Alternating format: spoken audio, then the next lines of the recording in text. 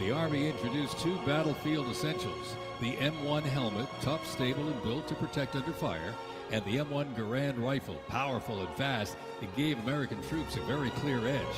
General George S. Patton called the M1 rifle the greatest battle implement ever designed, and history proved him right.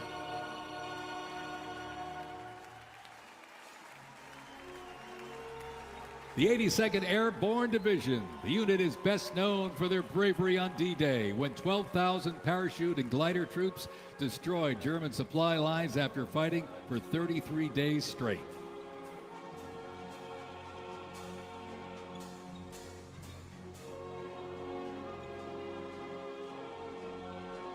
The 101st Airborne Division, based out of Fort Campbell, Kentucky, traces its lineage back to 1918 when it first established as the 101st Division. Known for their ability to rapidly deploy across the world, the unit has held a crucial role in operations since its inception. From parachuting behind enemy lines on D-Day to leading helicopter assaults in Vietnam, the 101st redefined modern warfare. In the 50s, the Screaming Eagles stood tall at home, protecting the Little Rock Nine during the fight for civil rights. In recent decades, they've been sent across the world with stints as far as the Middle East, where they took part in Operation Desert Storm and participated extensively in the war on terrorism in Iraq and Afghanistan. The Screaming Eagles continue to lead the way as tomorrow's division in today's Army.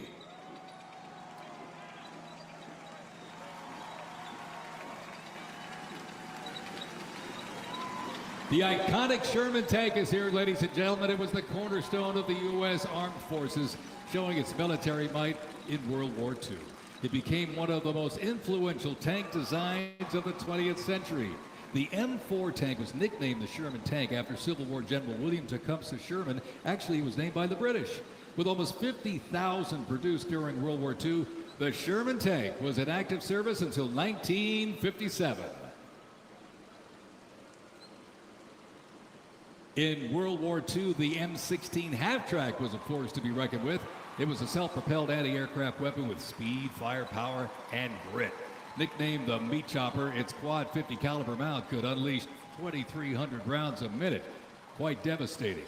It served through Korea, Vietnam, and beyond, and remains in use in U.S. allies to this day. The M16 half-track brings the fight wherever it rolls.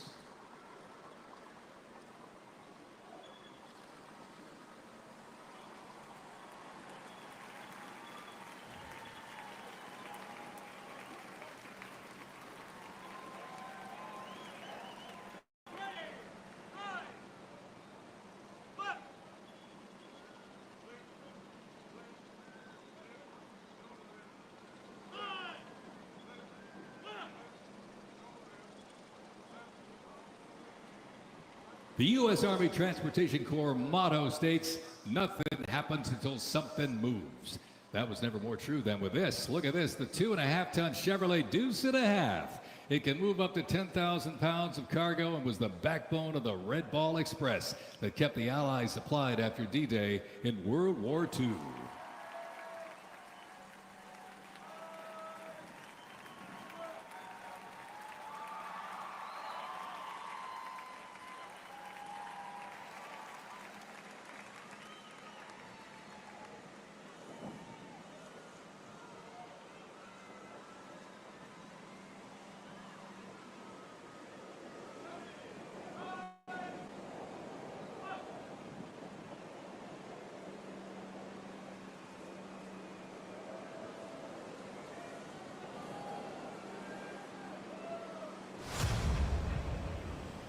The Korean War, often referred to as the Forgotten War, began on June 25, 1950, with the North Korean Army's invasion of South Korea. A coalition of South Korea, the United States, and other United Nations members defeated the invasion and advanced into North Korea. The coalition fought and defeated two Chinese offensives in the spring of 1951. Armistice negotiations began shortly after that defeat in July of 1951 until the armistice was signed 2 years later in 1953. Combat consisted of small attacks, raids, and patrolling. During this war, the United States deployed approximately 6.8 million military forces to the Korean Peninsula.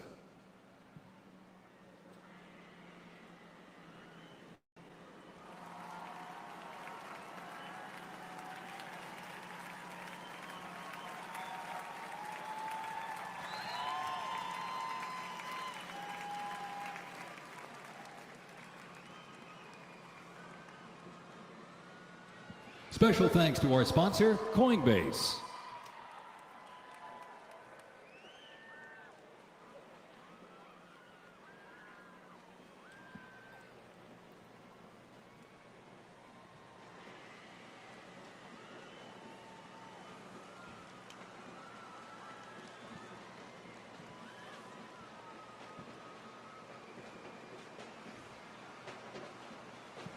The M151 kept rolling along as the lightweight, high-mobility general-purpose vehicle replacing the famed World War II Jeep back in 1961. Officially named the Military Utility Tactical Truck, or MUT, most servicemen generally referred to as a Jeep. The vehicle spanned more than 40 years in 4 manufacturers and were everywhere that the Army was deployed.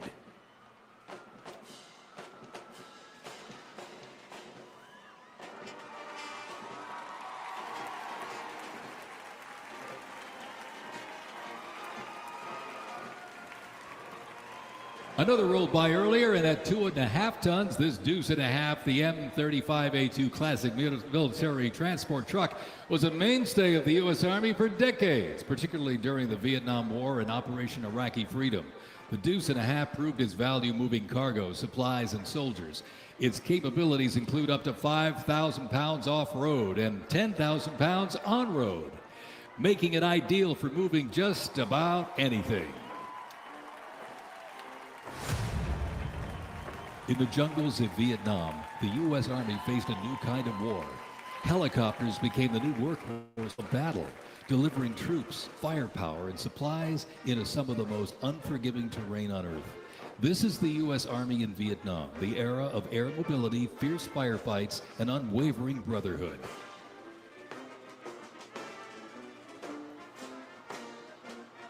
And over the music marching through, the roar of these legendary Army helicopters takes to the air.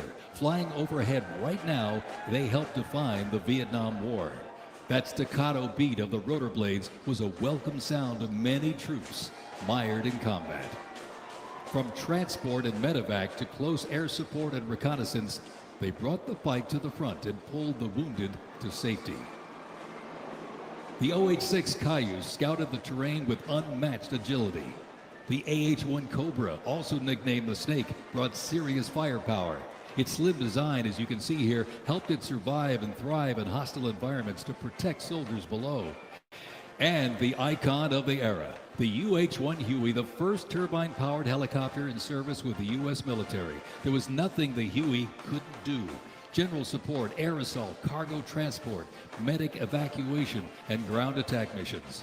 The Cayuse, Cobra, and Huey, ladies and gentlemen, 3 iconic Army symbols in the sky.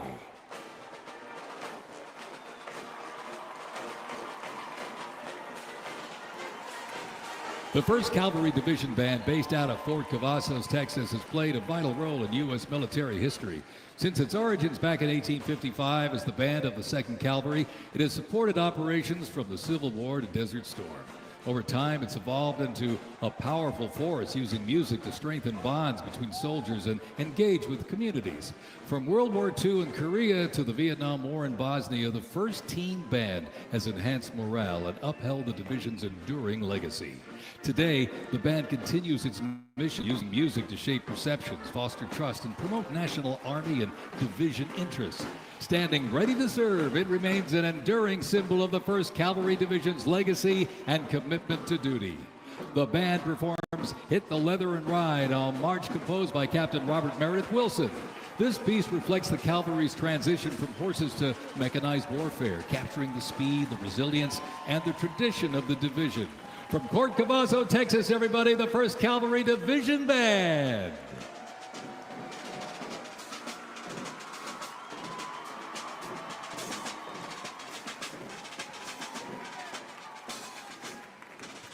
The U.S. Army deployed large numbers of troops in support of the Vietnam War. The first contingent of U.S. Army advisors arrived in Vietnam in the late 1950s, and that quickly grew to a small team of around 100 soldiers, which then expanded to more than 600 over the next decade. As the war intensified, troops numbers quickly grew as the war between the South Vietnamese government and the communist insurgents supported by North Vietnam intensified. By January 1969, more than 364,200 soldiers organized around 7 divisions and 20 separate combat brigades.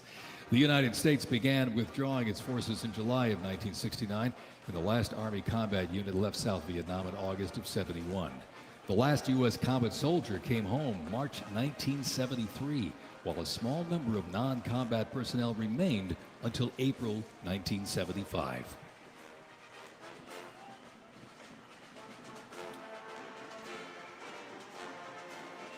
Representing the Vietnam War era is the 101st Airborne Division based out of Fort Campbell, Kentucky. The unit is wearing replica Vietnam War uniforms signifying the soldiers who served our nation during this time.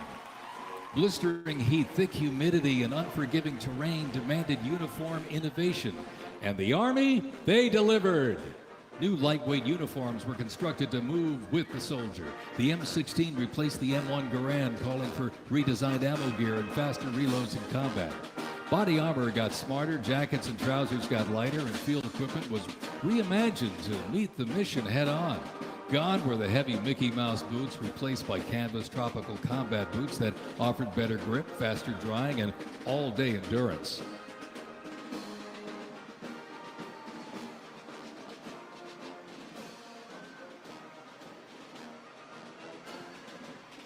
Special thanks to our sponsor, Oracle.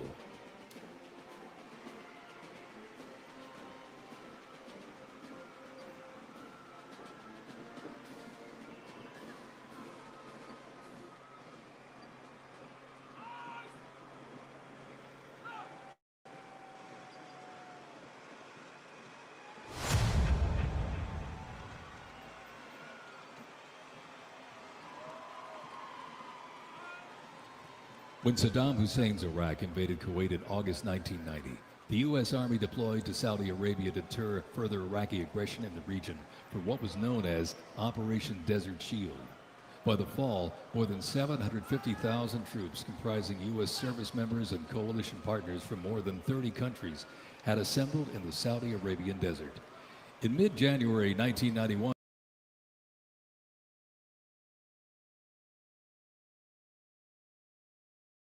Iraqi infrastructure and weaken Iraqi forces. The ground offensive was launched in early 1991, where military forces overwhelmingly destroyed enemy tanks and vehicles. After only 100 hours of ground combat, coalition troops liberated Kuwait, and the Gulf War ended with Iraq's surrender.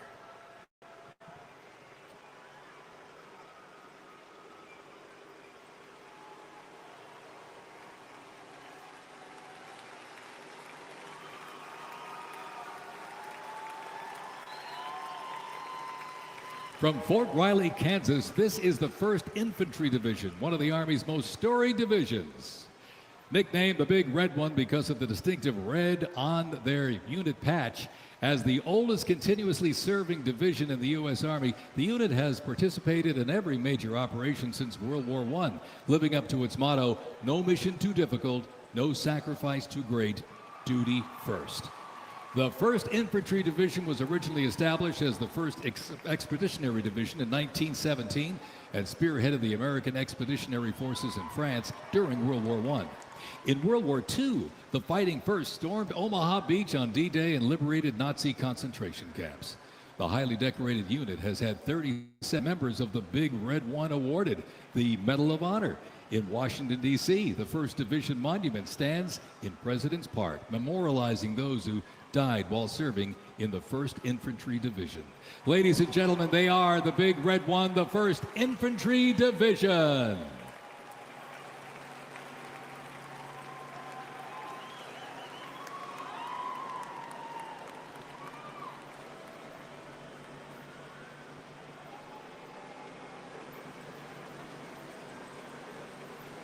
More military rolling stock. During Operation Desert Storm, the M2 Bradley fighting vehicle proved its value on the battlefield. It is fast, it is tough, and it is lethal. Named for General Omar Bradley, a leader from West Point's famed class of 1916, the Bradley was built to carry troops into combat with protection and power. Armed with a 25mm chain-driven cannon and twin tube-launched optically tacked wire-guided missiles, it played a critical role in clearing the way during the ground assault into Iraq. While the Paladin looks and sounds like a tank, it is technically a self-propelled howitzer that was first introduced back in the 1960s. Over the years, it's been upgraded to perform in versatile battlefields from Vietnam to the Soviet Union to Iraq.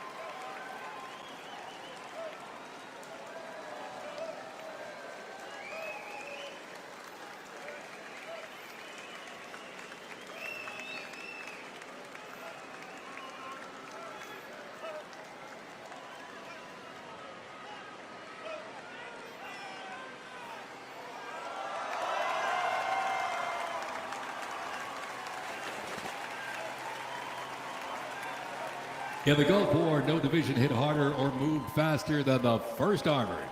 The 1st Armored Division, nicknamed Old Ironsides, is the oldest, most recognizable armored division in the United States Army. As part of the buildup for World War II, cavalry and reconnaissance units were brought together to form the 1st Armored Division in 1940. In the Gulf War, no division hit harder or moved faster than the 1st Armored. Old Ironsides really led the way. During Desert Storm, they engaged in some of the largest tank battles in Army history that were decisive victories, shattering enemy formations. Based in Fort Bliss, Texas, America's Tank Division is currently supporting missions in 20 countries across 5 continents. From World War II to today, Old Ironsides remains battle-proven and always ready.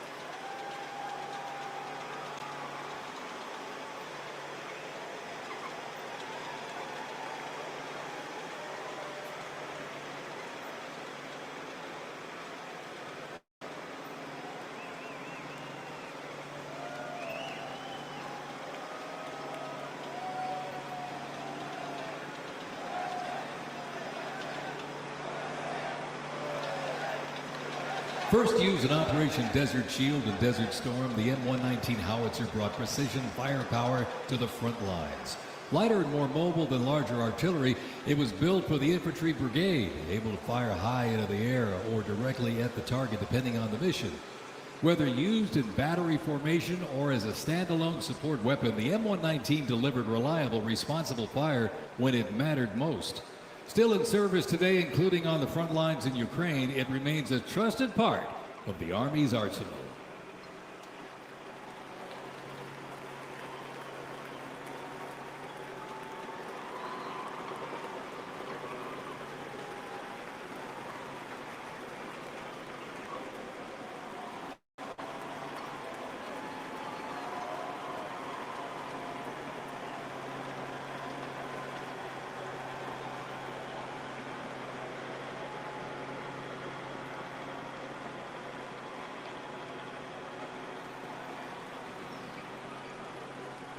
Special thanks to our sponsor, UFC.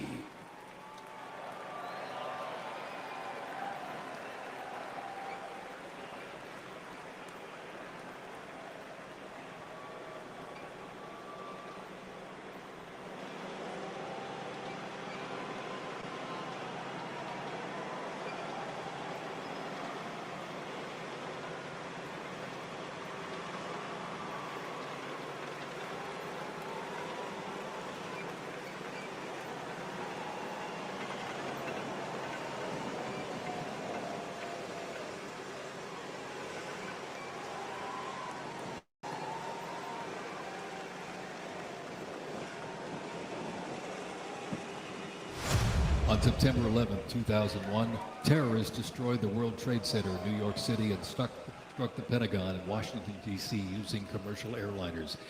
In response, the U.S. launched the global war on terrorism. The U.S. would stop potential threats around the world and take the fight to terrorist groups and the nations that back them.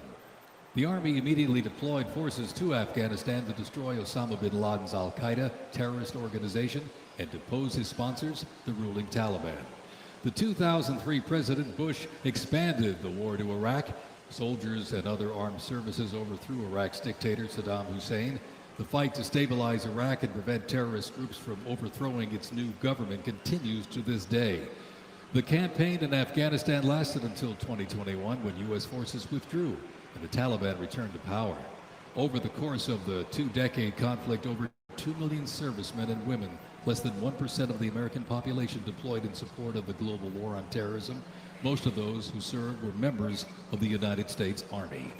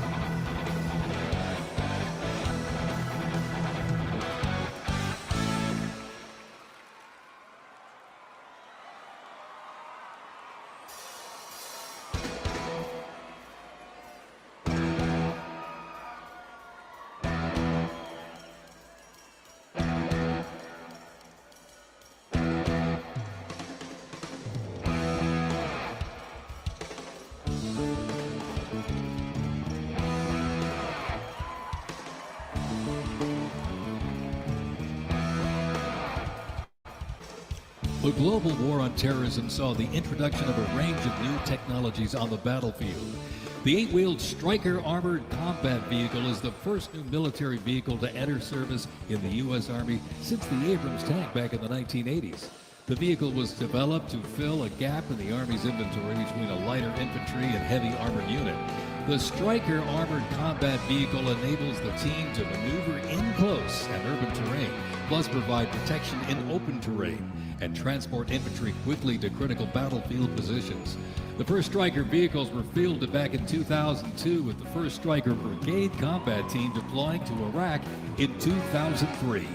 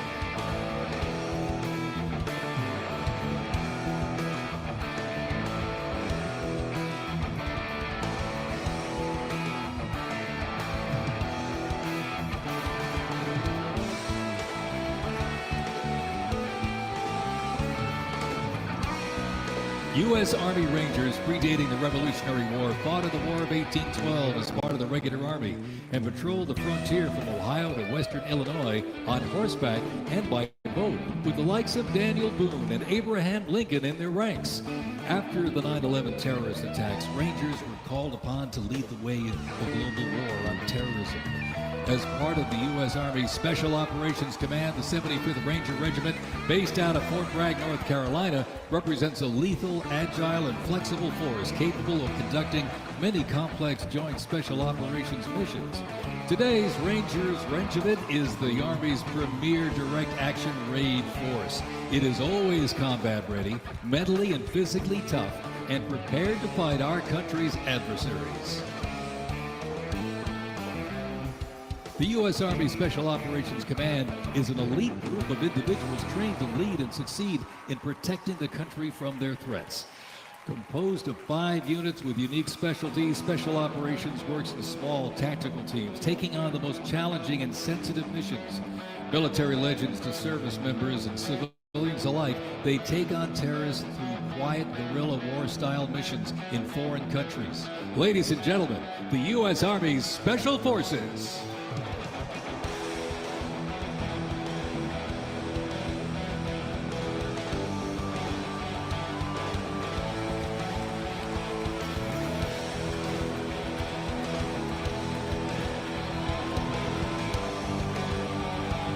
The Stryker Brigade Combat Team combines the capacity for rapid deployment with survivability and tactical mobility. Adaptability and continuous transformation to overcome our enemies is vital.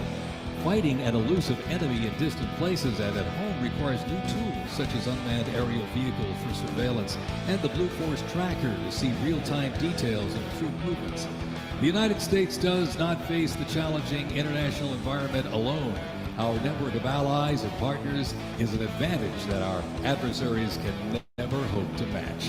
Over 80 nations have fought alongside the United States or assisted it during the global war on terrorism.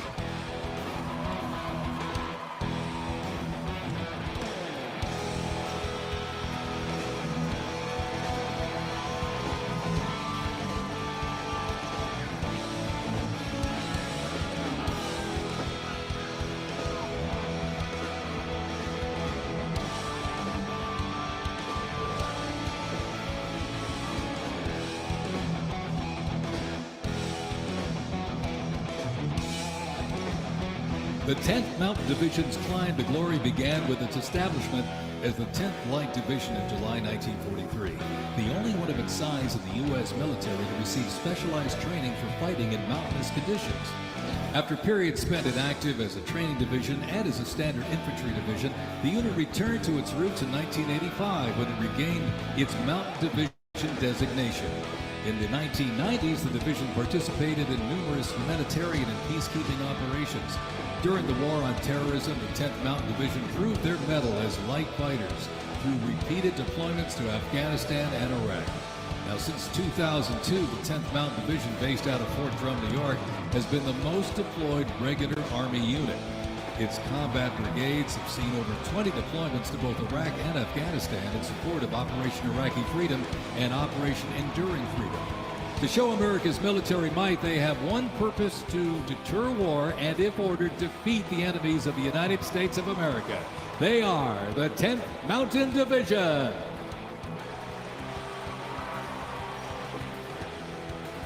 Investments in cutting-edge systems, drone technology, and AI-powered capabilities strengthen the force, equipping soldiers with tools they need to protect the country and defend democracy. The Army has 8 Stryker Brigade combat teams, 6 in the active component and 2 in the National Guard. More than 2/3 of the 7,000 servicemen and women who sacrificed their lives fighting the global war on terrorism were part of one of the Army's 3 branches: active duty forces, the Army Reserve, and the Army National Guard. The Army is continuously transforming to deter aggression to ensure our adversaries cannot outrange or outpace us. This transformation is not just about adapting, it's about maintaining dominance, ensuring that America's Army remains unmatched in its speed, flexibility, and ability to support the nation's strategic priorities.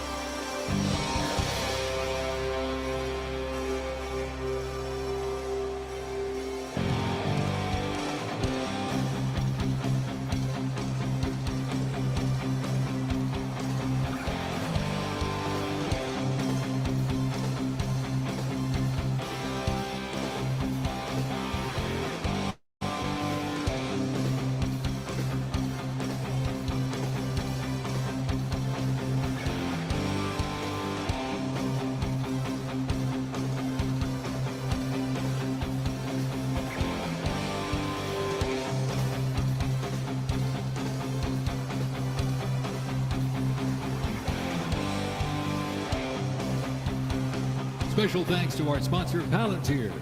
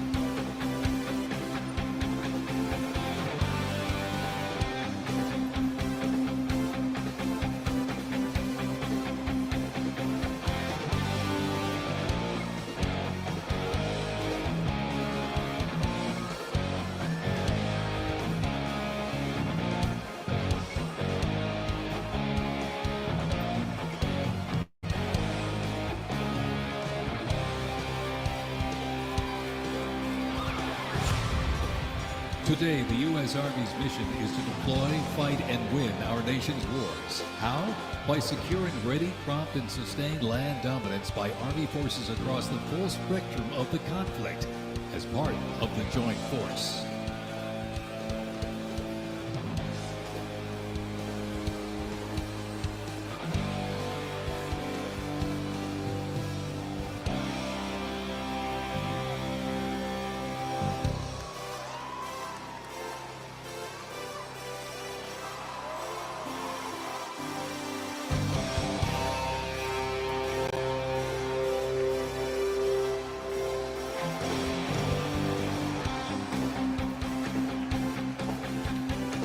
Keeping the Army forces battle-ready and nimble makes transportation for the U.S. Army a very vital element. Spread across the parade today, numerous fighting vehicles, some designed for very specific functions and others for flexibility, but they all must be maintained. With over 200,000 trucks alone, wheeled vehicle mechanisms ensure that the fleet of vehicles are ready, and these mechanics get the job done. This convoy starts with the M777, a lightweight howitzer. These lightweight howitzers may not look particularly lightweight, but are made from titanium. They are 7,000 pounds lighter than their predecessor, the old M198. Used by the Army since 2005, the M777 is currently being used in Ukraine. Weighing only 4,700 pounds, the M119 howitzer is smaller and is used by infantry brigades, particularly for air assault missions. It was first used in Operation Desert Shield and Desert Storm in 1991 and is also seeing active use in Ukraine.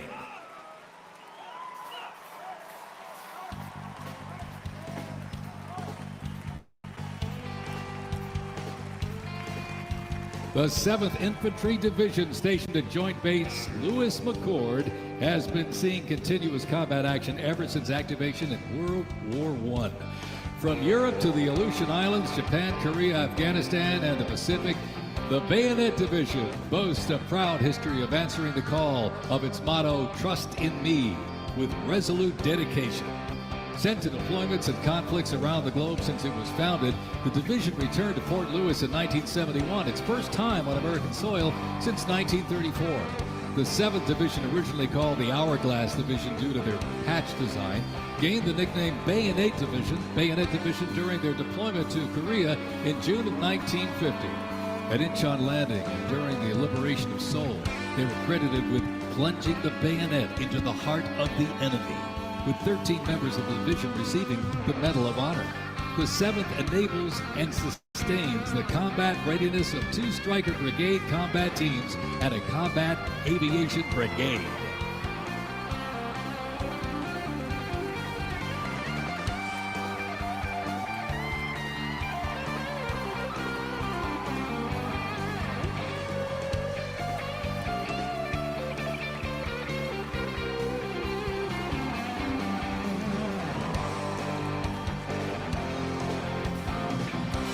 With the American soldier, the cornerstone of everything the Army does, we are continuously transforming. Army careers span the spectrum from attorneys to astronauts and mechanics to engineers. The Army's greatest asset is our people, the finest men and women our great nation has to offer, with a myriad of talents that make us stronger. Aside from its people, the Army's next greatest asset is its technology and equipment. Coming up next, these vehicles offer a glimpse of what the Army employs for readiness and battle.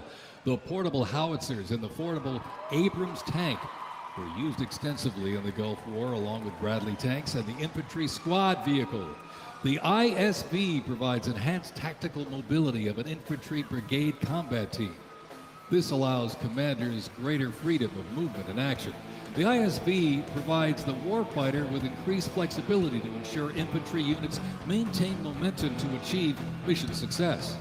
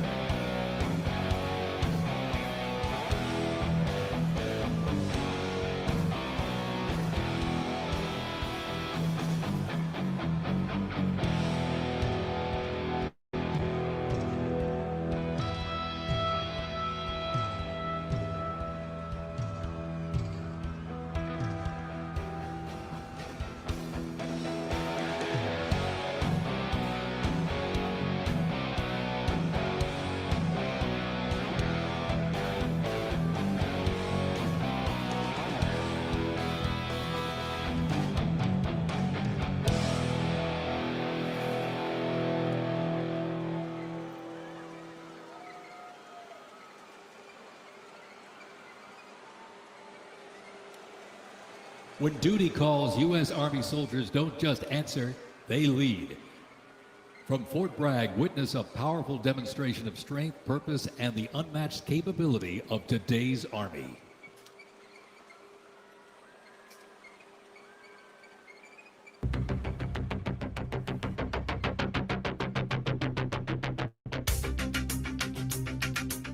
The Army has made me see my potential, and I feel like it's molded me into a better person.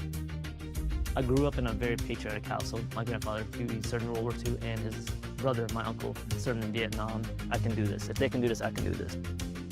When I was born, my dad was still serving in the military, and him coming home in his uniform, I'm like, yeah, I want to do that. Ready for takeoff. My motivation, I think it follows in line. I think with what my family's done is kind of a sense of duty to serve our country and give back since it's given us so much. I'm a very, let's say, timid person, but definitely helped me become a more confident person.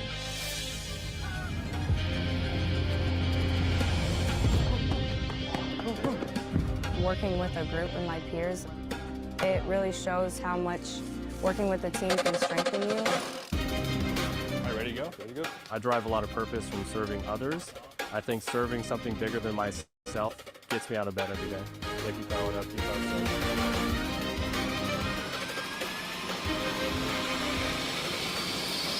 I definitely pushed myself further than I ever thought I could go. I joined the military service because I want to deploy. That's my main goal, is deploy, deploy, deploy. If we get the call, we have to go somewhere, we'll do what needs to be done. That's just the way we operate here.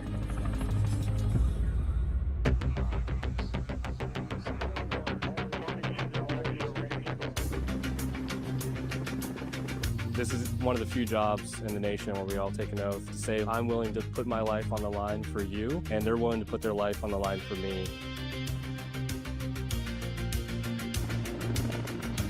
This is what we train for. This is what I want to do. My team leaders and squad leaders, they know exactly what to do. Check equipment, check weapons, check ammo.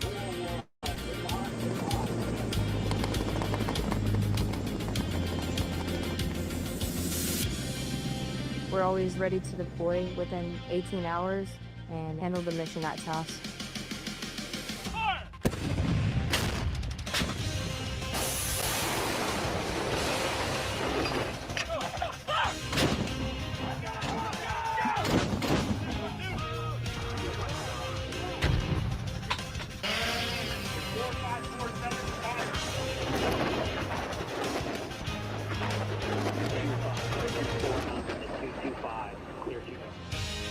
We jump so frequently so that our jump masters and the paratroopers are ready to deploy.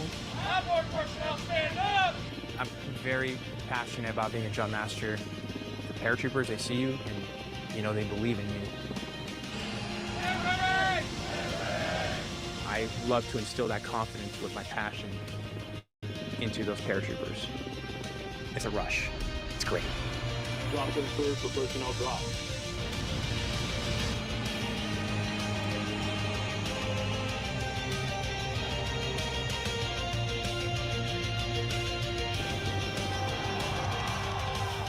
This week we honor 250 years of valor and glory and triumph by the greatest fighting force ever to walk the face of the earth, the United States Army.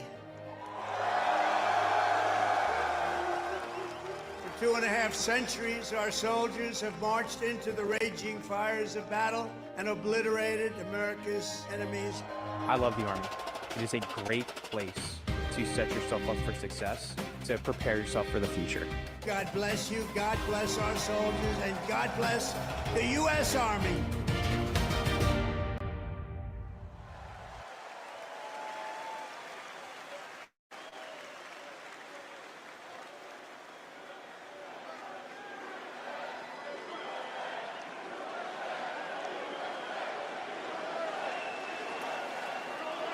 Joint Base Elmendorf-Richardson, Alaska is the home to America's Arctic Angels, who execute expeditionary operations worldwide, conduct multi-domain operations in the Indo-Pacific Theater and the Arctic, and on order decisively defeat any adversary in extreme cold weather, mountainous and high latitude environments through large-scale combat operations. The Angels are the Army's only Arctic division. Masters of Arctic warfare, the 11th serves worldwide in all climates. Established in November of 1942, the Angels of the 11th Airborne Division led the way in the Philippines during World War II and spearheaded an amphibious invasion of Luzon and distinguished themselves during the liberation of Manila. After periods spent inactive and stationed in Germany from 1963 to 65, the division operated as the 11th Air Assault Division with the mission of testing and refining the Army's helicopter-centric air mobility doctrine. Activated once again in June of 2022, they remain dedicated to defending America's interests throughout the Arctic, in Alaska, and beyond. The 11th Airborne Division, America's Arctic Angels.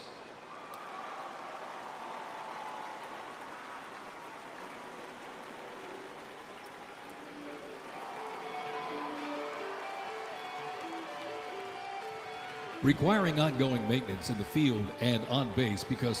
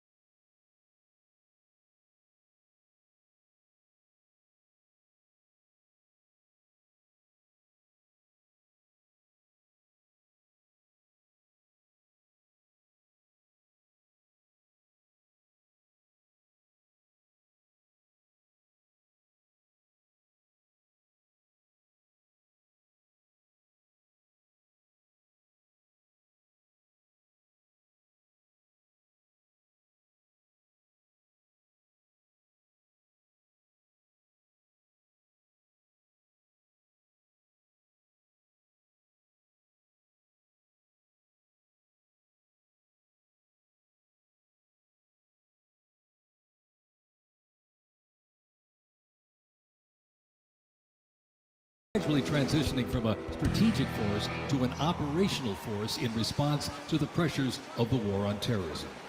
In the 170,000 Army Reserve soldiers and 11,000 civilians serving their home communities, and when needed, they can quickly mobilize. The Army can't deploy, they can't fight or win without the Army Reserve. They are an important component of Army readiness. Let's have a big hand for the Army Reserve.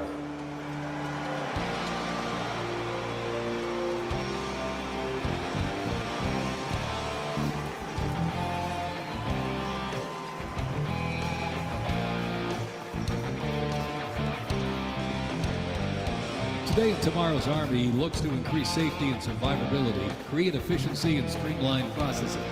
The Stryker is a great example of assessing evolving needs and developing the solution. Strikers provide a balance between heavy armor and infantry brigade and combat teams.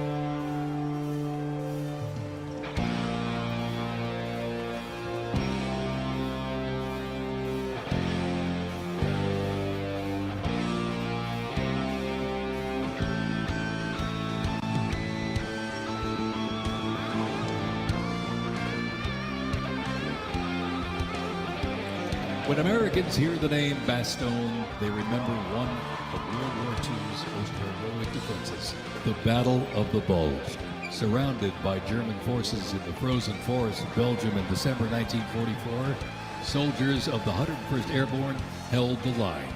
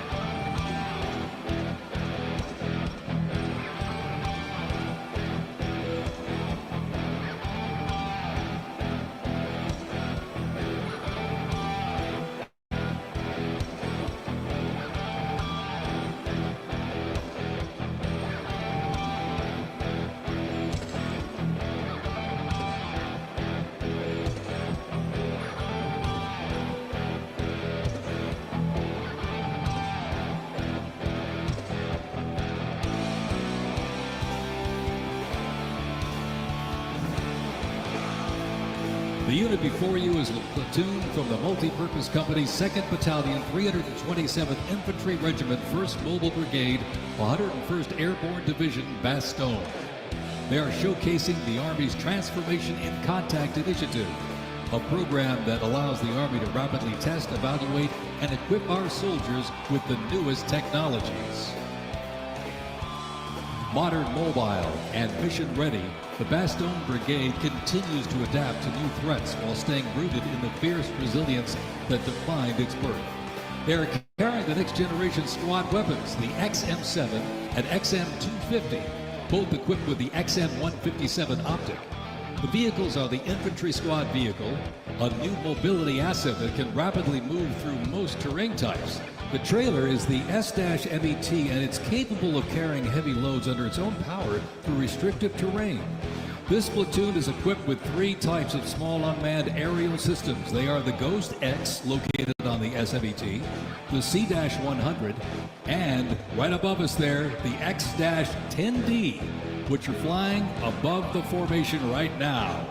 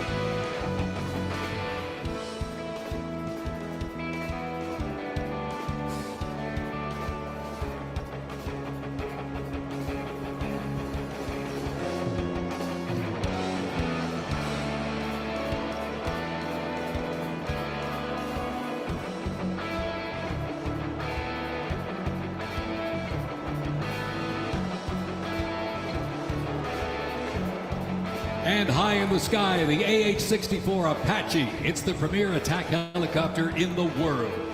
The Apache entered service in the mid-1980s and continues to evolve and modify to meet worldwide threats. It can deliver intense fire on the battlefield with an array of aerial rockets, guided Hellfire missiles, along with 30-millimeter cannon fire. The aircraft you see here is configured with a sophisticated targeting radar system and can operate in poor visibility and in the black of night. With more than 1,280 aircraft in operation accumulating over 5 million flight hours, 1.3 million of which have been in combat, the AH-64 Apache represents the backbone of the U.S. Army's attack helicopter fleet and a growing number of international defense forces.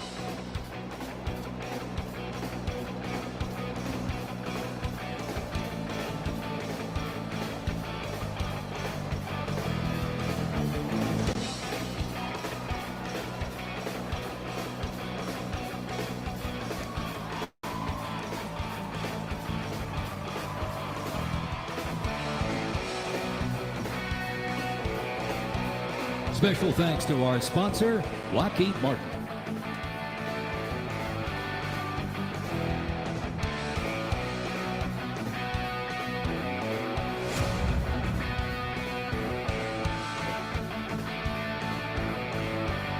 Now, let's roll on to the future of Army readiness. The Army Research Laboratory robot dogs reflect the latest in Army innovation. Look at this. Much like a true canine, these robots can go where soldiers cannot. They have increased mobility, improved tactical awareness, reduced risk to soldiers, and enhanced teamwork. Replacing soldiers, robot dogs can explore terrain that may be difficult for soldiers to traverse, dispose of explosive ordnance, and act in defensive posture or aggressive capacity when armed.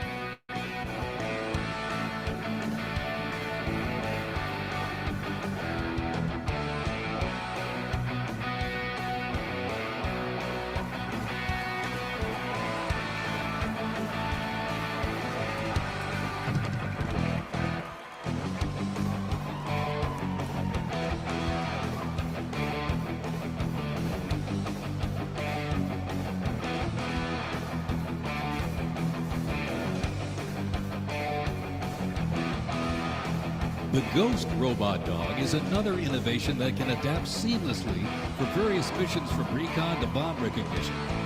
These dogs reduce risk and support soldiers completely in high-stakes missions. They have a standard walk speed of 2 miles per hour and are working towards 6.7 miles per hour sprint.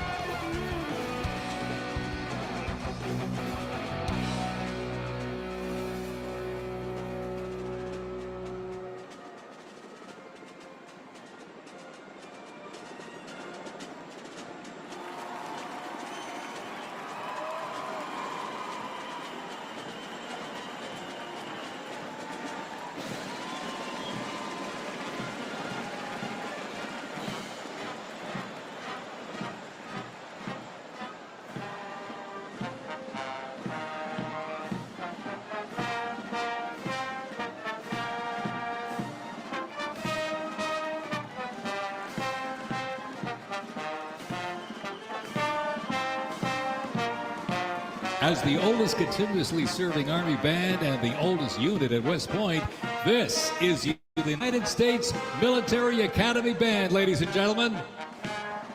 West Point Band traces its history to a single drummer and fifer appointed by George Washington during the American Revolution. Over the next 2 centuries, this band evolved into one of the most capable and versatile performing groups in the world.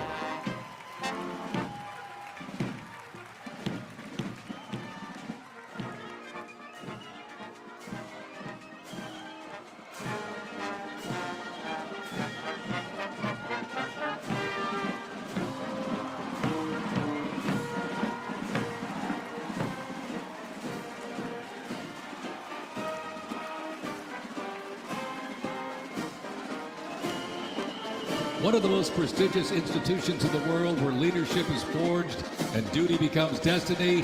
This is West Point, where Army leaders are made. With the motto of duty, honor, and country, West Point trains the best and brightest to serve their country as Army officers. Founded back in 1802 by President Thomas Jefferson, West Point is the home of the Long Gray Line, a legacy of courage and excellence that includes 77 Medal of Honor recipients, 2 U.S. presidents, Grant and Eisenhower, and numerous generals, including John J. Pershing, Douglas MacArthur, and Norman Schwarzkopf.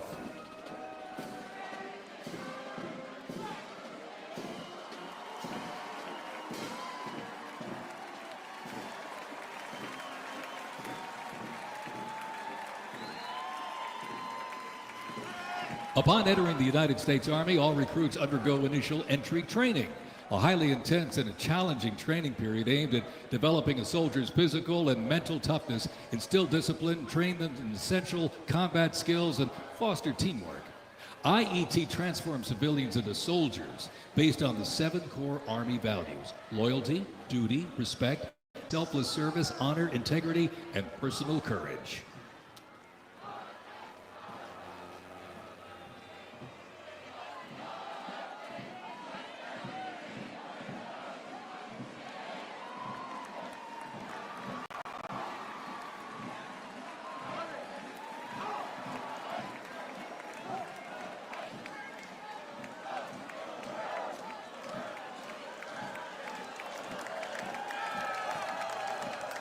The Virginia Military Institute, on a mission to produce citizen soldiers, men and women educated for civilian life, prepared to serve their country in the armed forces.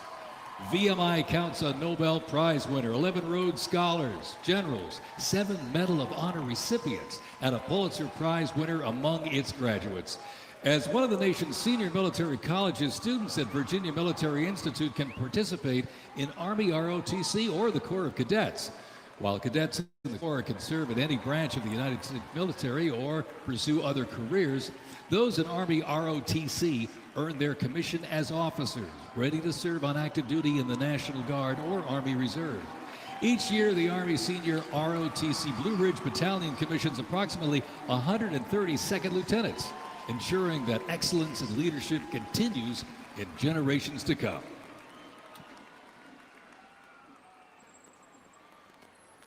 The Citadel, the Military College of South Carolina, offers students the opportunity to participate in Army ROTC or the Historic Corps of Cadets.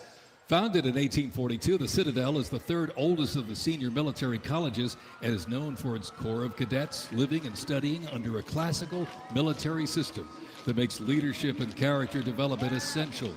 While military service is not required at graduation, more than 120 students earn their commission each year through the Army Senior ROTC Palmetto Battalion, playing a vital role in shaping the future.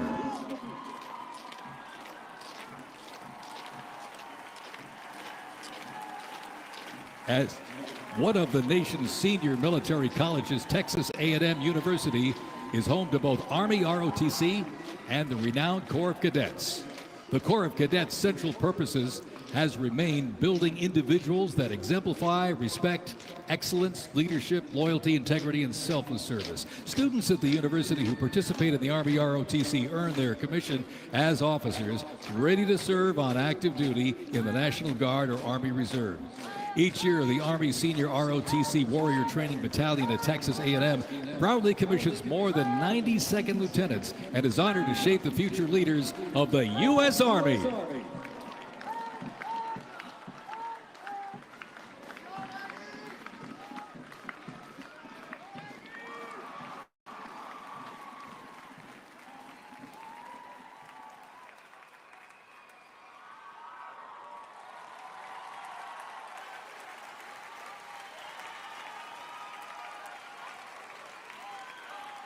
In a powerful display of commitment, these future soldiers will raise their right hand and take an oath of enlistment, pledging to serve our nation. This joint formation is proudly led by the Joint Task Force, National Capital Region, and the Military District of Washington Retention Team.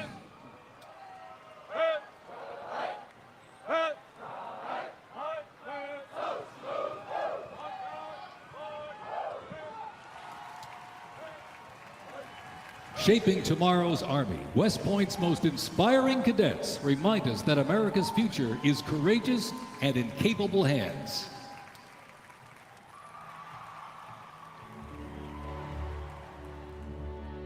The pride to serve my country knows that I'm doing it not for myself. Every day I put on the uniform, I'm not just representing Caroline Robinson. I'm representing my company here at the Academy. I'm representing West Point. I'm representing the United States Army, and ultimately, I'm representing the United States of America.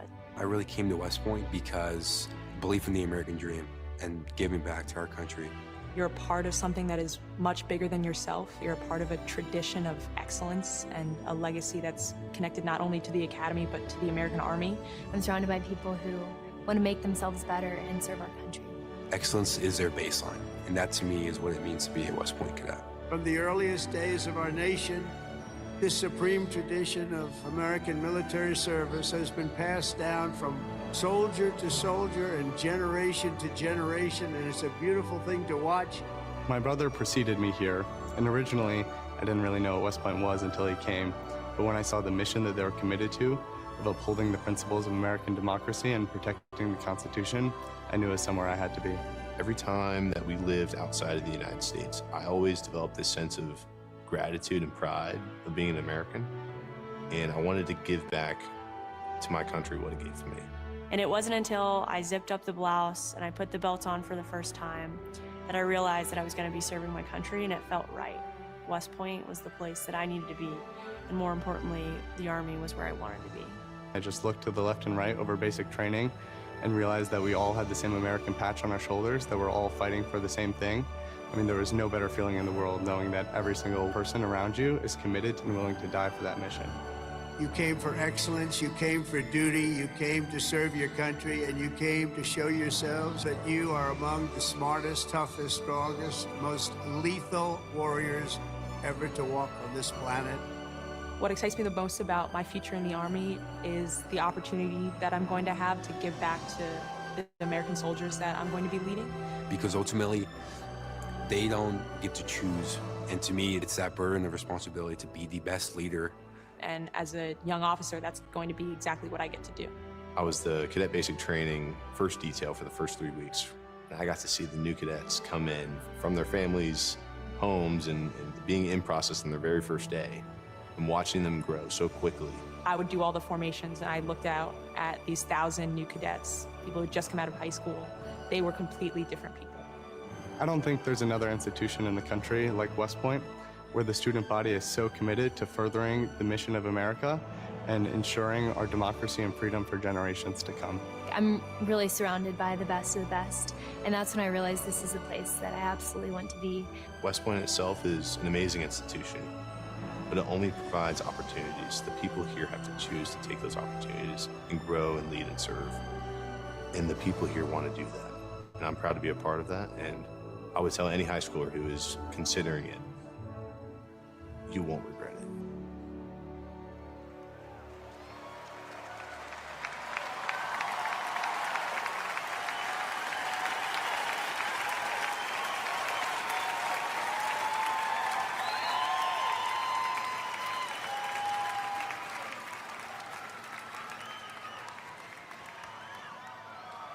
Left. Pace. Mr. President, First Sergeant Norton reporting for duty, sir. Ready to commence the ceremony as directed. I state your name. I Do solemnly swear that I will support and defend the Constitution of the United States of America against all enemies, foreign and domestic, that I will bear true faith and allegiance to the same, and that I will obey the orders of the President of the United States and the orders of the officers appointed over me according to regulations and the Uniform Code of Military Justice. So help me God. So help me God. Congratulations. Congratulations. Welcome to the United States Army, and have a great life. Thank you very much. Have a great life. Thank you.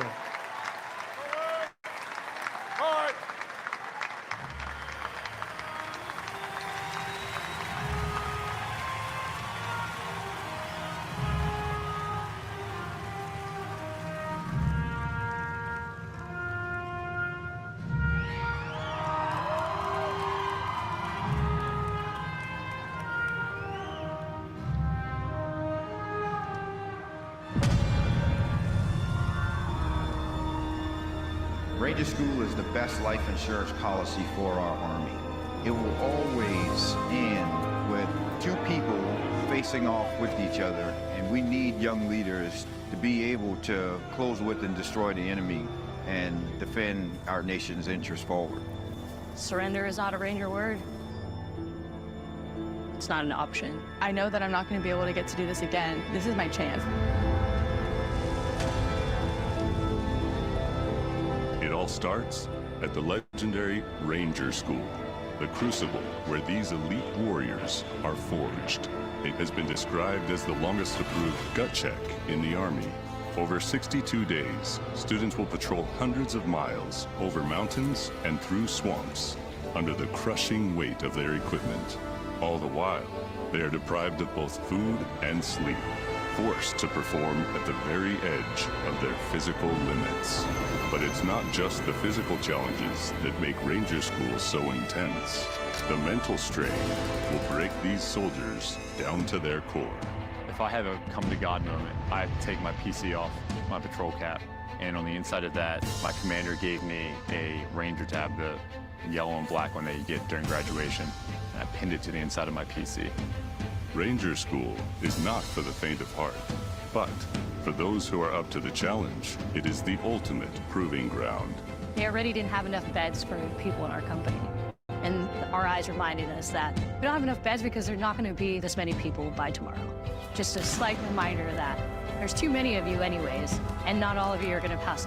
Rangers, if you don't figure it out, you're about to get another casualty. It's completely different than what people would think Ranger School is like, but you can't put that into words, so it's hard to tell somebody something that you have to experience for yourself. They got a saying, it's called as the tab turns. So Ranger School is continuing to change and to develop, but at the end of the day, it is the same, right? They're always going to put you in scenarios that is going to test with your ability to actually make decisions on the ground.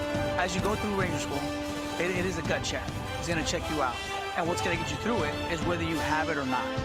Thousands and thousands of soldiers train all their lives to come here, prepare themselves to come to Ranger School, and only a few hundred leave here every class with the tab. It's not for everyone.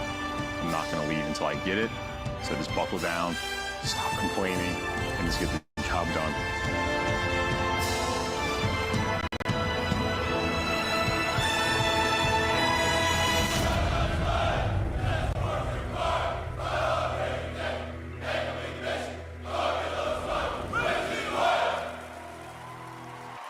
Please welcome country music sensation and proud supporter of our troops, Warren Ziders.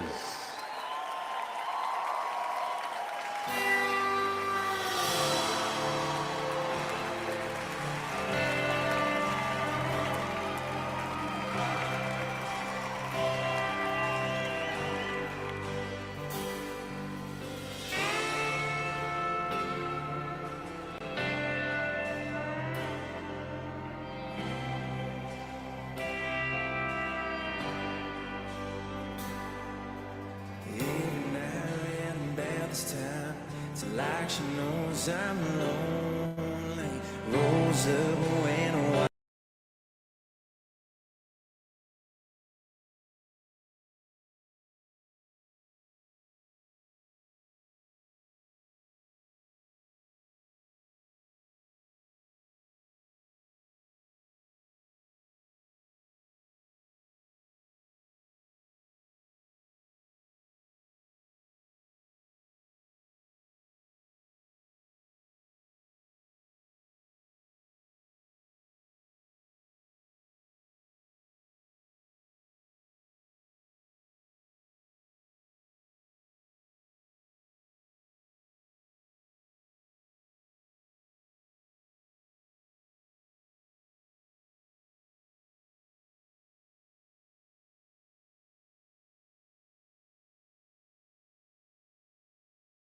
on like a record on repeat.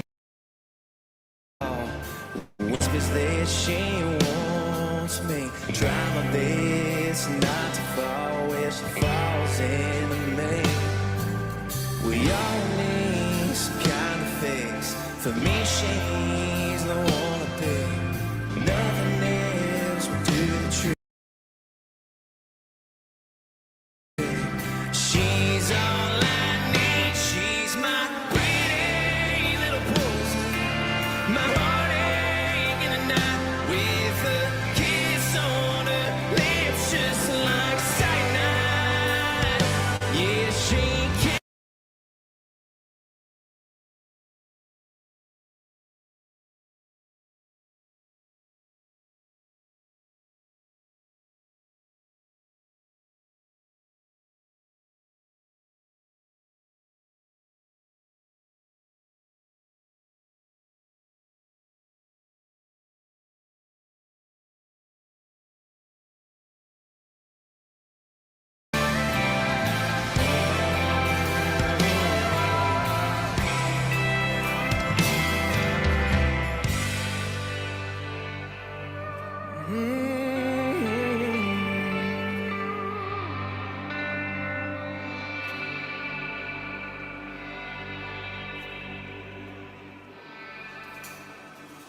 For some, I guess it's alcohol.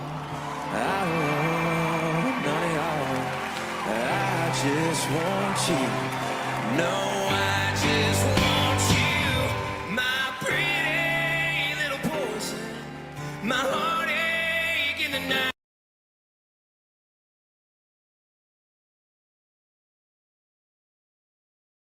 She came with a warning, but I didn't mind. I'll go out on that high every time. She's my pretty little poison. My pretty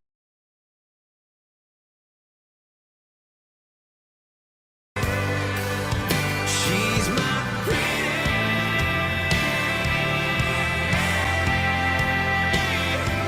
little poison.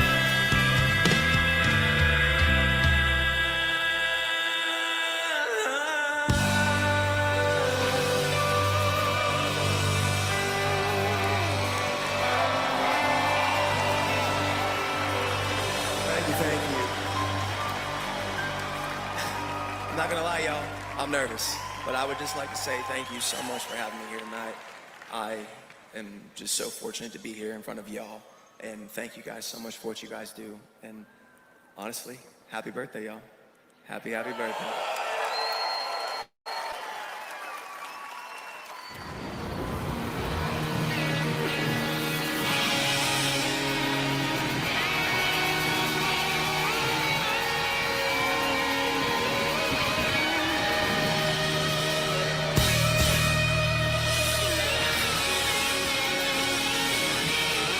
This next song was loved by y'all.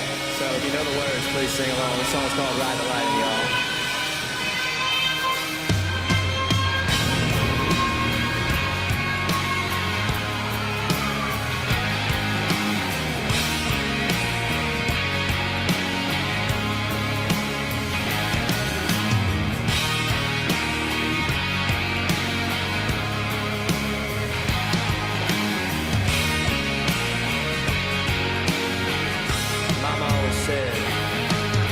Mama always said I was born on the right side.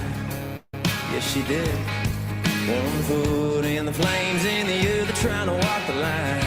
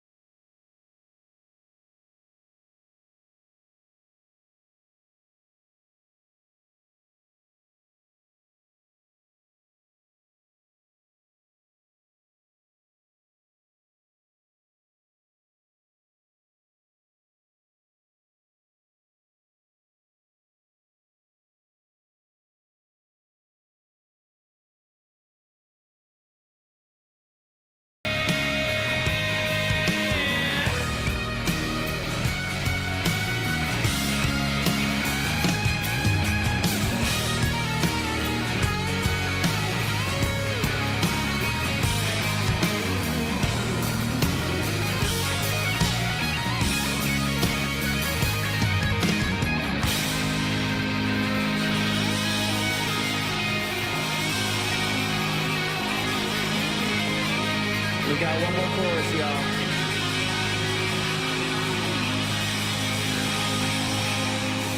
Gonna ride the lightning, feel the thunder, till the darkness pulls me under. Gonna fly on wings of fire, brave and good Lord lifts me high. Singing, oh, when they call me home. Singing, oh, when they call me home. Gonna ride the lightning. Gonna ride the lightning.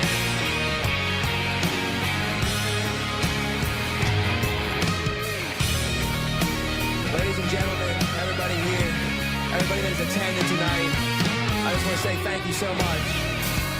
And I'll leave y'all with this. I'm more anxieties, y'all. Thanks for having me.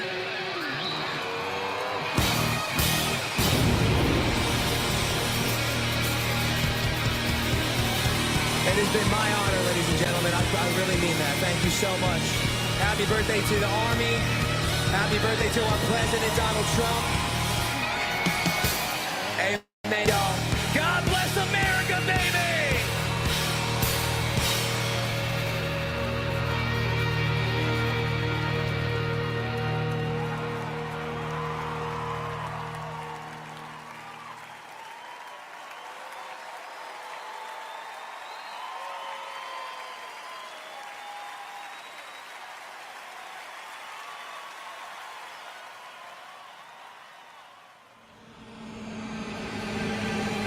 This week we honor 250 years of valor and glory and triumph by the greatest fighting force ever to walk the face of the earth, the United States Army.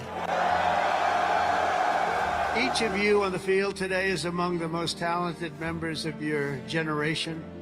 You could have done anything you wanted. You could have gone anywhere. You could have gone to any school. Matt's incredible heroism helped ensure that not a single American soldier died in the Battle of Shock Valley. For 2.5 centuries, our soldiers have marched into the raging fires of battle and obliterated America's enemies. The dignity, daring, and devotion of the American military is unrivaled anywhere in history and any place in the world. Our soldiers do not rest until they win. Our citizens know that you're standing guard, killing terrorists, crushing our enemies, and keeping America safe. But you're also keeping it strong and proud and mighty and free. This week we remember that we only have a country because we first had an army. As President of the United States, let me express my undying gratitude for every soldier here today, for every veteran and their incredible families, and for every patriot who has worn the uniform. Our debt to you is infinite and everlasting. With the grace of God, America will always prevail.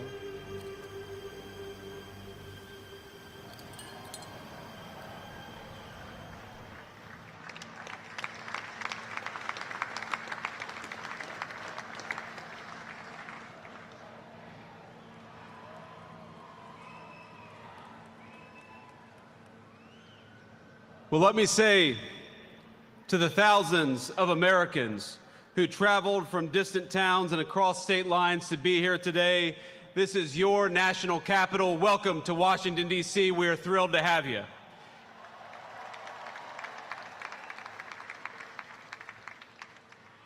This evening, as we celebrate the 250th anniversary of the United States Army, the oldest branch of the greatest fighting force ever known to man, I want to say to all the soldiers all across our nation's capital and all across the world, happy birthday, soldiers. We're proud of you.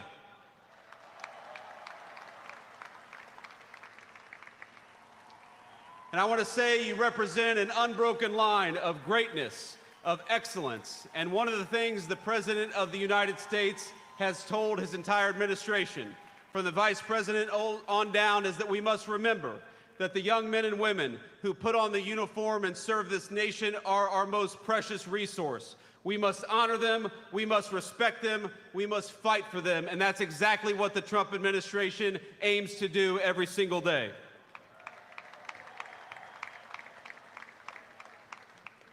And so to our soldiers, we're so proud of you, and let me tell you that the way that we honor and respect you is, number one, we never ask you to go to war unless you absolutely have to, and number two, when we do ask you to go to war, we give you the weapons and the support needed to kick the hell out of the enemy and come back home safely.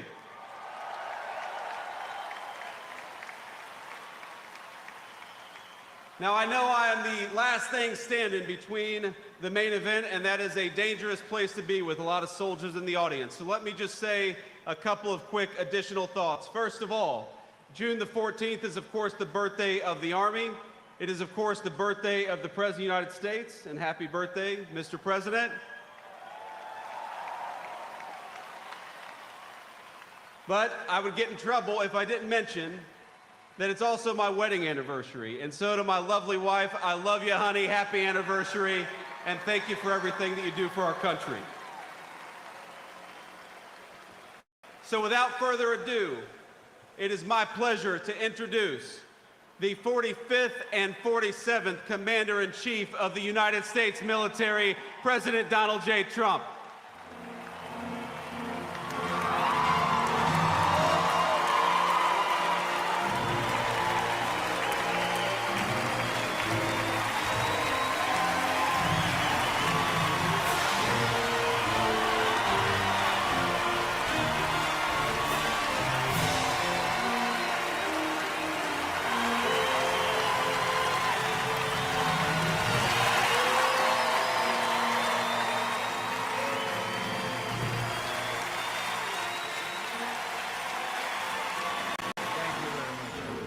Thank you to Vice President Vance, and thank you to our wonderful First Lady, and above all, thank you to the greatest, fiercest, and bravest fighting force ever to stride the face of this earth, the United States Army. Thank you very much. Because the Army keeps us free, you make us strong, and tonight, you have made all Americans very proud. They're watching from all over the world, actually. Made them all very proud. Every other country celebrates their victories. It's about time America did too. That's what we're doing tonight. And watching this magnificent display, our souls are filled with gratitude for every generation of warriors who have worn the uniform all the way back to the very beginning. So to every veteran across our land and right here in our nation's capital, including 6 recipients of the Congressional Medal of Honor, we love you, we honor you, and we salute your noble service to our flag and to our country. As we celebrate tonight, we also think of the hundreds of thousands of Army soldiers who have made the supreme sacrifice for our nation and selflessly laid down their lives in every war, from the Revolution to the War on Terror. To the Gold Star families with us today, the courage of your heroes is the bedrock on which our entire nation stands. We thank you. Yes, we thank you. Today we commemorate an event that did not just change American history, but changed the history of the entire world. With the creation of America's Army on June 14th, 1775, liberty got its shield and the freedom got its sword. Those first Army patriots in the American Revolution fought against a fearsome enemy and impossible odds, but they were armed with a righteous cause. They were led by an indomitable commander, a truly great man, General George Washington, and they were united by an eternal creed. Their motto was victory or death, Over the past 2.5 centuries, our warriors have shown unrivaled valor on fields of battle around the globe. With the frostbitten feet and bloody fist, they have marched into the flames and fury of combat, charged up mountains, stormed beaches, waded through torrents of gunfire, and leapt into skies thick with smoke and shrapnel. The U.S. Army has driven bayonets into the heart of sinister empires, crushed the ambitions of evil tyrants. Beneath the threads of American tanks, it's done so well, it's done so much, and sent the devil himself flying into full retreat. Time and again, America's enemies have learned that if you threaten the American people, our soldiers are coming for you. Your defeat will be certain, your demise will be final, and your downfall will be total and complete.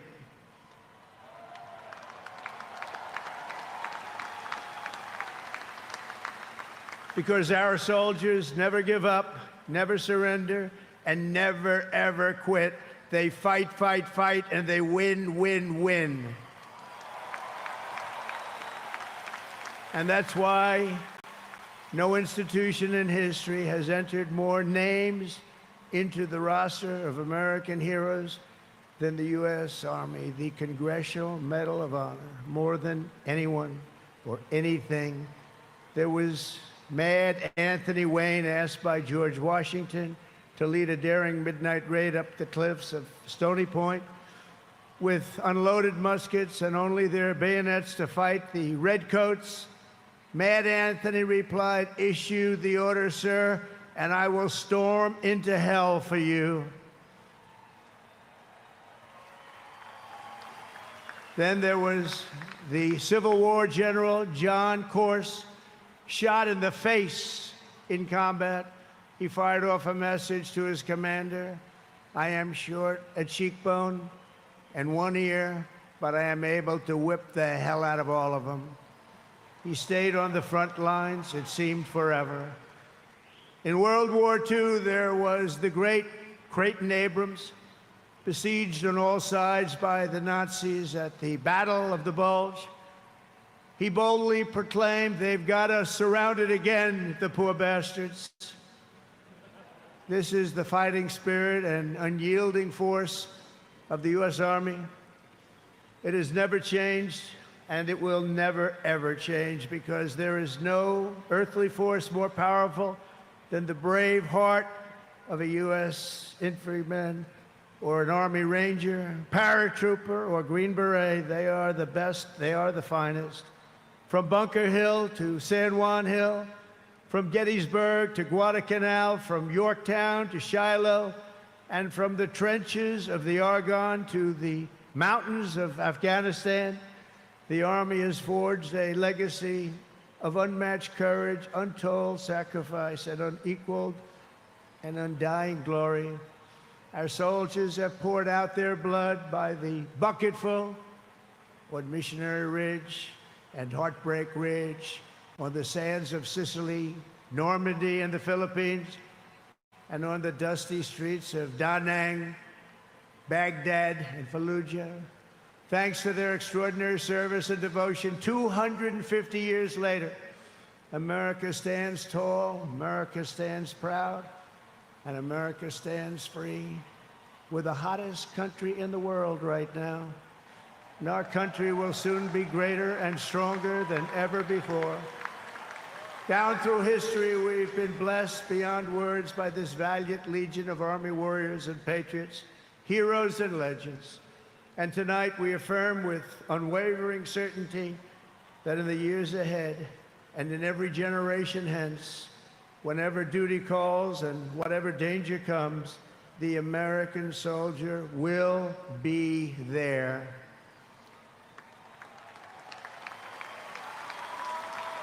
No matter the risk, no matter the obstacles, our warriors will charge into battle. They will plunge into the crucible of fire, and they will seize the crown of victory, because the United States of America will always have the grace of Almighty God and the iron will of the United States Army. Congratulations to everybody. We love our country. We've never done better. Thank you. God bless you. God bless the Army, and God bless America.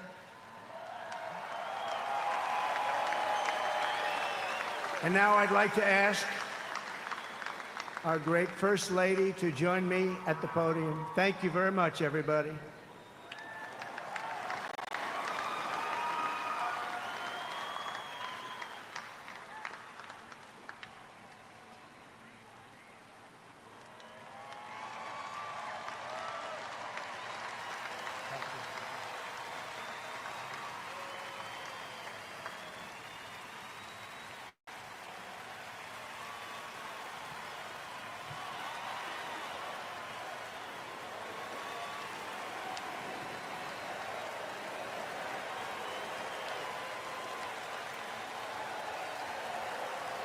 Mr. President, on behalf of the United States Army, the Army Golden Knights, I would like to present to you this flag, which was flown over our nation's capital in free fall during the Army's 250th birthday celebration.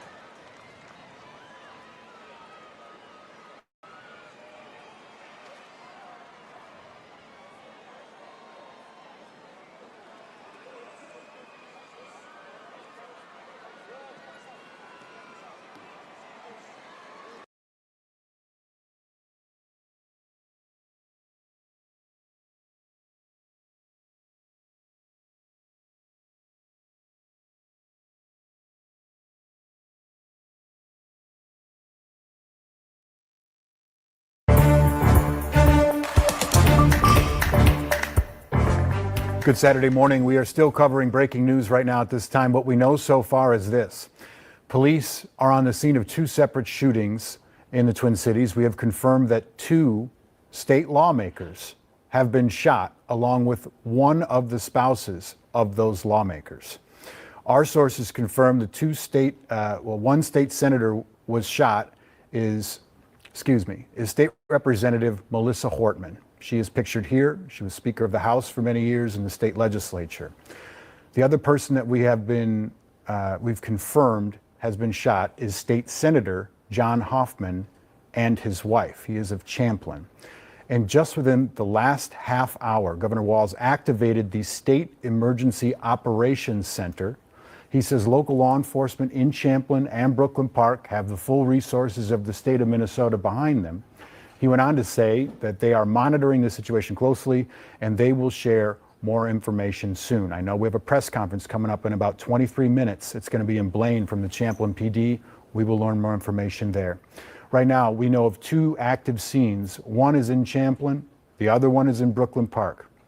If you live in this area, you got this emergency alert on your phone about 5:15 this morning that said Brooklyn Park Police issued a shelter-in-place order for a 3-mile radius of Edinburgh Golf Course for an emergent event. Police say that they were looking for a suspect in multiple targeted shootings who is armed and dangerous. It's unclear if this is still active. We haven't heard otherwise, though. Suspect is a white male, brown hair, wearing black body armor over blue shirt and blue pants, and may misrepresent himself as law enforcement. Do not approach, call 911. We have confirmed that that person did misrepresent themselves as law enforcement and did 2 separate shooting incidences. Sammy Selena is live on scene near Edinburgh Golf Course right now. Sammy, last time we talked to you, we were just breaking the news that 2 state lawmakers were shot. What can you tell us now? Hey, Chris. The scene here in front of the Brooklyn Park Police Department is pretty much the same as 30 minutes ago. But when we arrived to this scene, we saw that there were multiple officers that were every block that you could see, you could find that there were police officers. When folks were leaving the neighborhood, they found that they were going to check each car that was leaving the neighborhood. Police officers were asking people to go through their trunks to just make sure that there were no suspects in the car, that sort of thing. Of course, we're learning more details, but as so far as we know, that emergency alert has not been lifted. So police, they are continuing to ask people to stay away from the area, to stay in their homes.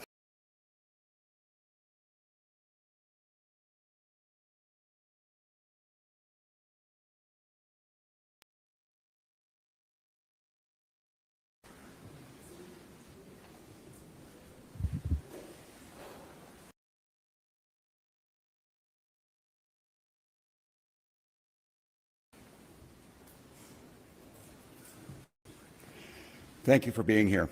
In a moment, you'll hear from law enforcement officials who will share with you what they can as up-to-minute update on the situation here in Minnesota. You're going to be joined by Commissioner Bob J.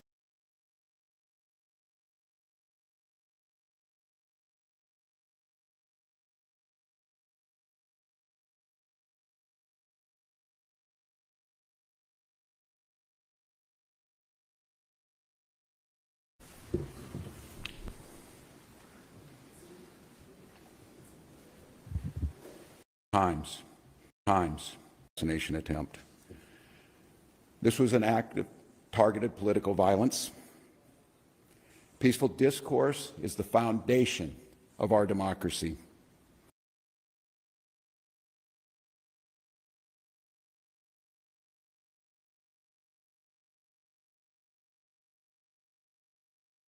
Reasons, but on the street where Representative Melissa Hortman and her husband live, they were shot, followed by an officer-involved shooting there in Brooklyn Park. One person in custody, but there's still... I think I don't know that is so a lot of conflicting information this morning. on whether or not there is a suspect in custody. Sources telling us some things. We are waiting for law enforcement here. We were given the 15-minute warning at 9:17, so we do anticipate that that's going to happen.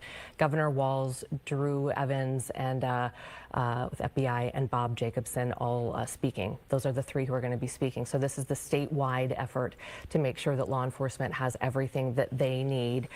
It's a State Emergency Operations Center news conference that's going to be happening here. We'll take that.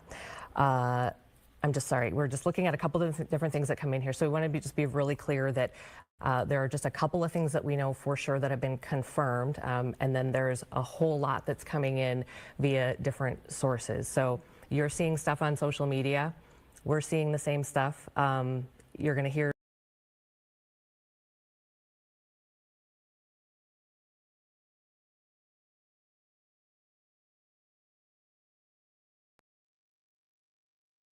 Coverage continues here. This manhunt in Minnesota, huge story today. I know we're going to get back to the parade. I know it's starting in 10 minutes, but I want to hear what Mills Hayes has to say because she has new reporting, as we told you a moment ago, from suburban Minneapolis. And we do have Mills joining us now.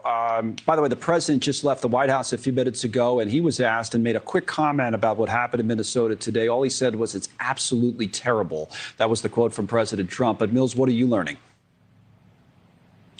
Hey, Connell, well, that's pretty much the sentiment that we're hearing from neighbors here on the ground as well, is that it really is just absolutely terrible. Now, we are here in Brooklyn Park. You can actually see Representative Melissa Hortman's home in the background. Let's step out and zoom in so you guys can take a better look. Now, the investigation is still ongoing, but you may still be able to see some law enforcement officers that are on the scene right there as well. Now, we have we have been pushed back about a street away from where that home is, but we've been speaking with neighbors who live in this area, and they say that they are shocked, concerned, because they didn't expect this to happen here. And we actually were able to speak with one of the neighbors who says that they're close, or were close, with the Hortmans. They actually used to always see their dog named Gilbert walk around the neighborhood, and that they never really talked about politics because that wasn't important, but that they were really nice people. And we did speak with the person who lives right next door. Take a listen. Melissa and Mark have been neighbors of ours for a very long time. Our dogs played together. She was walking by on the street with her dog Gilbert, and we were all bundled up because it was very cold for June. But she had the biggest smile on her face, just happy. She just said this kind of bad weather and said hi and moved on. And I saw pictures of her that night at the gala. And her and Mark had the biggest smile on their face, which was, that's how her and Mark always were. And that was a neighbor talking about State Representative Melissa Hortman and her husband, Mark. We've also heard from the family of State Senator John Hoffman, who was also attacked. He, however, is in the hospital right now in stable condition after going through surgery with his wife as well. We are actually hearing reports that his wife stood in front of their 25-year-old daughter in order for her to not be hit by the gunman. Of course, that suspect's still on the run at this moment. The last we have heard about him and seen are from surveillance cameras in the downtown Minneapolis area where he is wearing that cowboy hat. So it appears that he has changed outfits because, of course, we know that he was dressed as a law enforcement officer. And according to reports, we're also getting information that he may have owned a private security company here in the Minnesota area. And so lots of people here on the ground who are just really concerned and, quite frankly, shocked, Connell. Thank you for watching. Subscribe below and download our News Nation app right now on your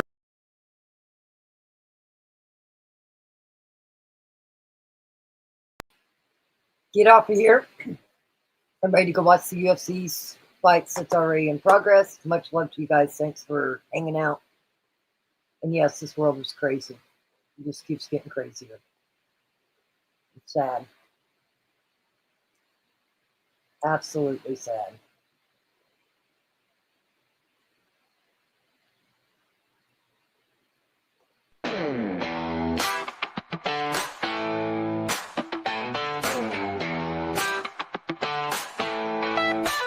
Let me tell you about a crew that's cooler than cool. We got the Rock Chalk family breaking every rule. Deb's typing so fast, smoke's coming from the keys. She's got emails done before you've even said please. Noah's out of balloon, dodging wings on the lane. A tornado's chasing, but she's like, not today. Like it's crooning Jolene, giving Dolly a run. Christopher's like, y'all, Bible study's more fun. Beach babies out there building castles in the sand. Lavender's so sweet, she's got bees holding hands. Rock Chalk chaos, the party never ends. We got love, we've got jokes, we've got weird best friends. Every day's a circus, and we wouldn't change a thing. Rock Chalk family, we're the Chaos Kings. Ostrich hit the spotlight, now she's signing autographs. Bianca's got tunes that'll make you bust a laugh. Jezebel's on a broomstick, Starbucks in hand. She says, living the dream, honey, that was my plan. Holly K's so stunned, she breaks cameras with a glow. Leroy's just vibing like go with the flow. American Hunters cracking jokes at full throttle. Tiny Todd solving puzzles while sipping from a Rock Chalk chaos, the party never ends. We got love, we've got jokes, we've got weird best friends. Every day's a circus, and we wouldn't change a thing. Rock Chalk family, we're the Chaos Kings. Girly girl's here spreading love by the mile. She's got strangers turning hearts with just a smile. Meanwhile, the crew's got shenanigans on lock. Who needs a calm life when you got Rock Chalk?